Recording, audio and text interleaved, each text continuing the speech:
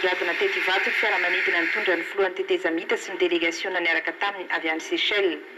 Tsy misy ny fifanarahana tapaka teo aminy sy ny filoha teo aloha marika Ravalomanana. Nanolotra sosikevitra maro ny tenako amin'ny mba ahitana marimaritra iraisana mba hisian'ny fitoniana maharitra eto amin'ny firenena. Fa ny zavatra tsapa dia tsy mety miova le rangahy ary tsy ova mihitsy le rangahy. Zay ngamba no teny afaka holazaina sy ho tenenina ho antsika vahoaka malagasy.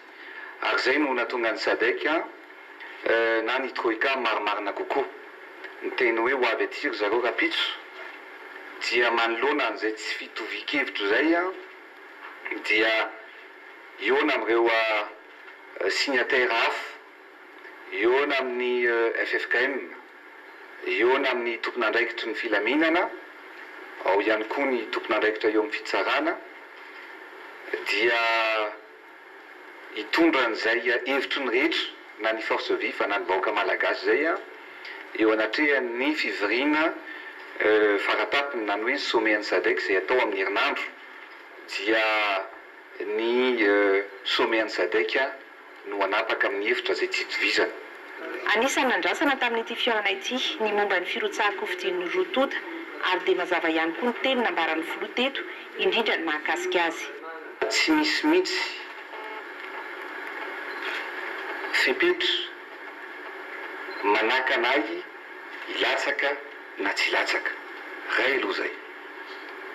Fa na zany aza nefany dia afaka maka ny fanapa-kevitra rehetra ny tenako amin'ny fotoana tokony hakana amin'izany na androany na rapitso na afaka ray volana satria ny zava-dehibe amiko dia ny filaminana, ny fitoniana ary indrindra ny hoavin'ny vahoaka malagasy sy Madagasikara.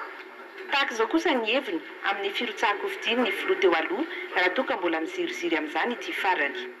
Quand l'ancien président est monté au pouvoir, il y avait eu des morts, des affrontements dans tout Madagascar. Quand il a quitté le pouvoir en 2009, il y avait eu des morts. Mais cette fois-ci, nous sommes en 2012, coûte que coûte, il veut revenir au pouvoir. Mais nous on dit, on ne laissera jamais revenir au pouvoir. Mirosatrano ny filohan'ny firenena ary anisan'ny antso nataona ny vahoaka malagasy tamin'ity androany ity ny fahatoniana satria alanenina no natao tany Seychelles. Tokony hitaitaina sy tokony hisy avohitan-tsaintsika manoloana ilay fihaonana. Ny fihaonana natao anie dia fialanenina hoe mba tsy hisian'ny fikorontanana ozy izy ny fitenenana fa hoe ahoana mba hisian'ny filaminana. Zay no nahatonga antsika nihaona satria tsika dia olona mihaino satria mihaino ary mandroso ihany koa vahaolana.